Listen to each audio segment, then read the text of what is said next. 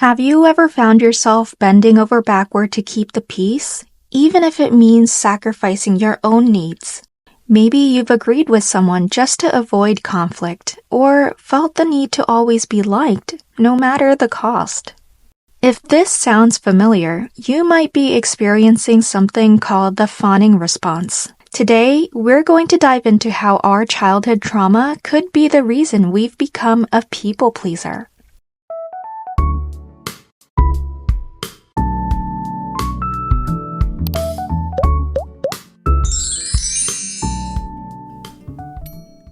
Hi there!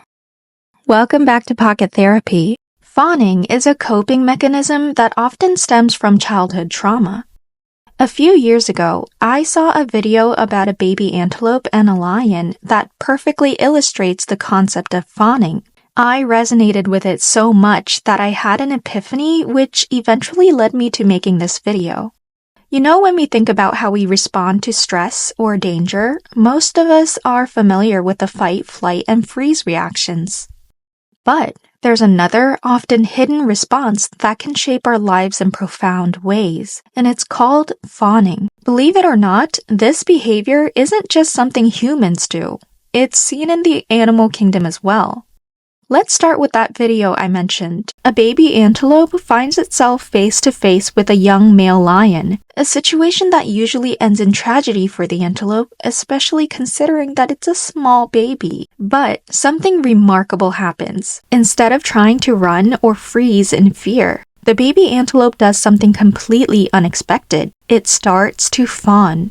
It submissively approaches the lion almost as if it's seeking comfort or protection rather than fearing for its life. And then the unthinkable happens. The lion, initially in full hunting mode, seems to be disarmed by the antelope's behavior. Instead of attacking, the lion's demeanor shifts from that of a predator to something almost nurturing. The lion stops hunting and begins to gently interact with the antelope as though the tiny creature's vulnerability had triggered a protective response. And when another lion comes, it even protects the baby antelope from it.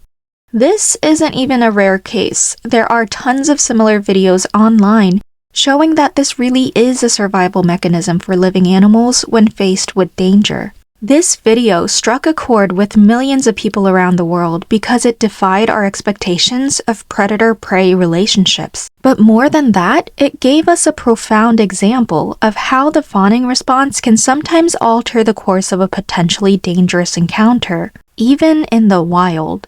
So, what does this have to do with us as humans? Well, like that baby antelope, many of us have learned to fawn in the face of perceived danger, especially if we experience trauma during childhood. Fawning is essentially people-pleasing taken to the extreme. It's a way of coping that says, if I can just keep everyone happy, then maybe I'll be safe. It's an instinctual response, one that many of us develop early in life as a means of survival.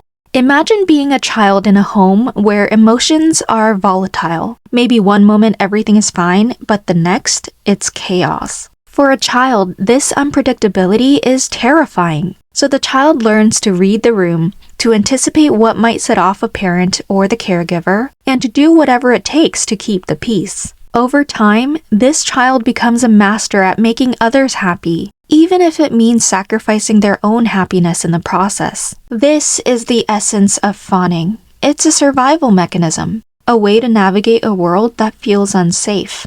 Let's connect this back to the video of the antelope and the lion.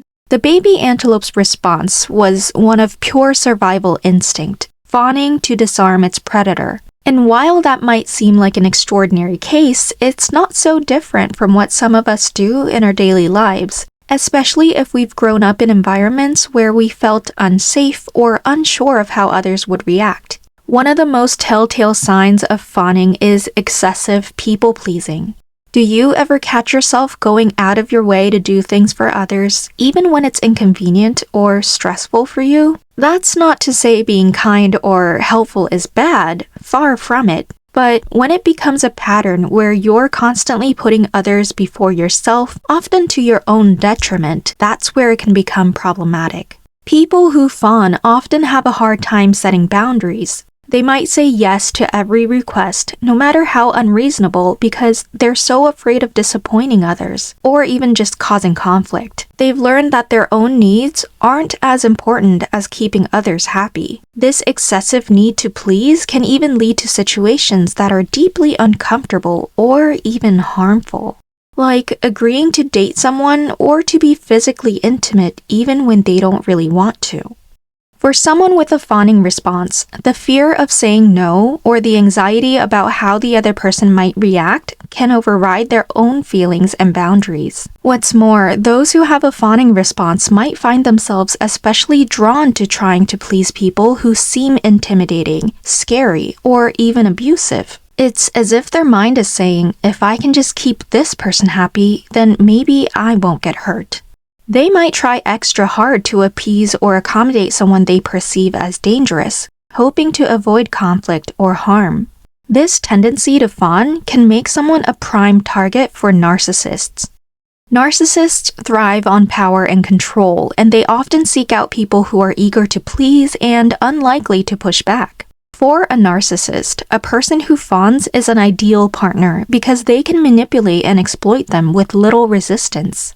The fawner, in their desperate attempt to avoid conflict and gain approval, may find themselves trapped in a toxic relationship where their own needs are consistently ignored or belittled. Unfortunately, this pattern can lead to some very complex and painful emotions.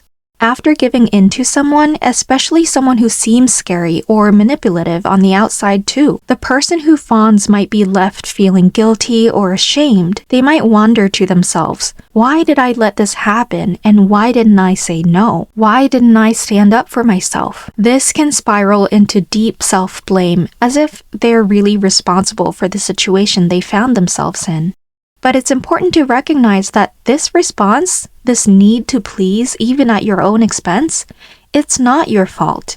It's a learned survival mechanism, something you developed in childhood in response to a world that felt unsafe.